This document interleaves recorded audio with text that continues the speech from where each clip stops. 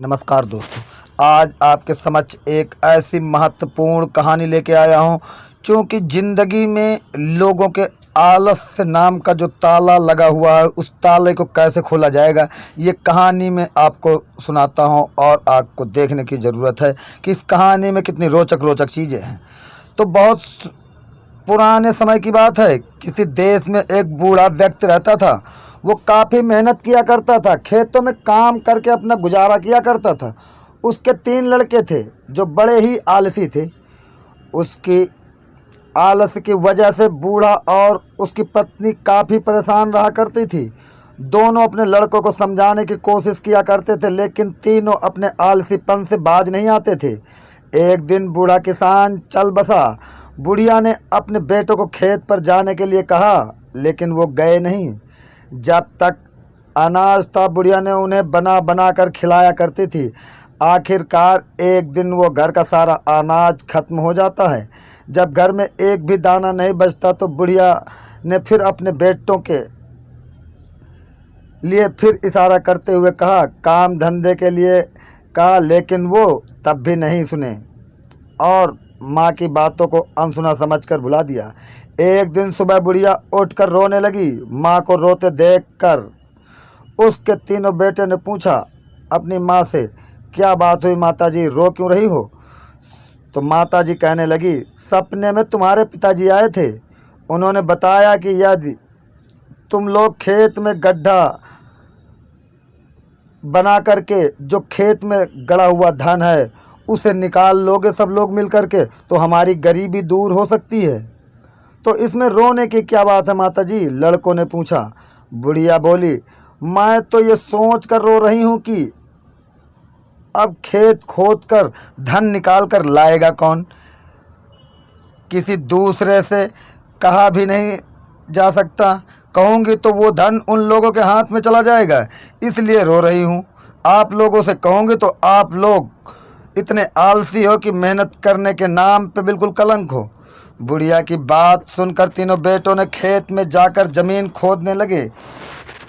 तीनों बेटों एक ही जगह पर खुदाई कर रहे थे। यह देखकर बुढ़िया ने कहा, धन खेत में कहीं भी हो सकता है, इसलिए पूरे खेत की अच्छे से खुदाई करो।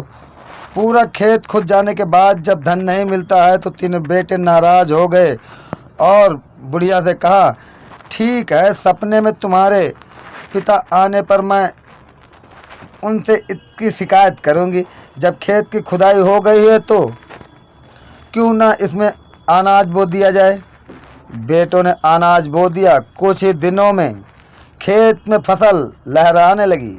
फसल कटने का वक्त आ गया तो एक दिन बुढ़िया फिर रोने लगी। बेटों ने कहा, अब क्या हुआ माताजी? तेरे पिता सपने में फिर आए थे और कहने लगे, फसल को काट कर बाजार में बेच कर आओ, तब उसे धन के बारे में बताएंगे। बेटे ने धन की लालच में फसल काट कर बाजार में बेच आए। फसल बेचने पर जब उन्हें धन मिला तो तीनों बेटे बहुत खुश हो गए। उस दिन से तीनों ने आलस त्याग कर काम में को खेत के अपना स्वभाव में बदलाव किया और खेतों में काम करने लगे। यदि आप अमीर बनना चाहते हैं या अपने जीवन में सफल होना चाहते हैं तो आलस्य से बचें। आलस्य गरीबी है, आलस्य असफलता है, आलस्य नाकामयाबी है, आलस्य अमीरी का दुश्मन है। आलस्य को दूर भगाएं और सफल व्यक्ति बन जाएं। सफल बनना है तो आलस्य को त्यागना होगा। आलस्य से जीवन की रचनात्मक पल नष्ट हो जाती है। जीवन में सफलता हासिल करना चाहते हैं तो आलस्य को अपने पास आने न दें।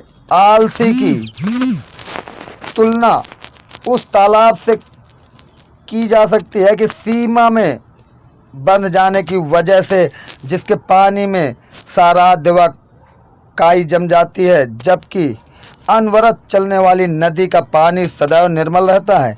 यदि आप दिन भर घर में पड़े रहते हैं तो आपके हाथ पैर जकड़ जाते हैं, आपको चलने फिरने में दिक्कत होती है। मनुष्य तो मनुष्य, मशीन से यदि काम न लिया जाए तो उसके कल पुर्जे काम करना बंद कर देते हैं।